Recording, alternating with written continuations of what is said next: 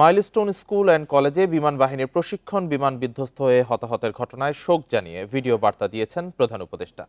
এ সময় শোক সন্তপ্ত পরিবারের প্রতি সমবেদনা জানান তিনি। এ ঘটনার যথাযথ তদন্ত হবে জানিয়ে ডক্টর মোহাম্মদ ইউনূস হাসপাতালে ভিড় না বাড়ানোর আহ্বান জানান।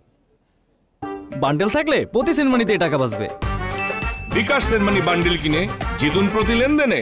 মাইলস্টোন স্কুল অ্যান্ড কলেজের যে দুর্ঘটনা, প্রশিক্ষণ বিমান বিধ্বস্ত হয়ে এই কচি শিশুদের উপরে ঝাঁপিয়ে পড়ল, আগুনে পুড়ে মরল। মা বাপদের আমরা কি জবাব দেব? কি বলবো তাদেরকে? আমরা নিজেদেরকে তো জবাব দিতে পারছি না। অজানা শিশুদের মুখ সবার চোখে ভেসে উঠছে। আমরা অবশ্যই তদন্ত করব, তদন্ততে তারা ফিরে আসবে না। আমরা চিকিৎসার ব্যবস্থা করছি,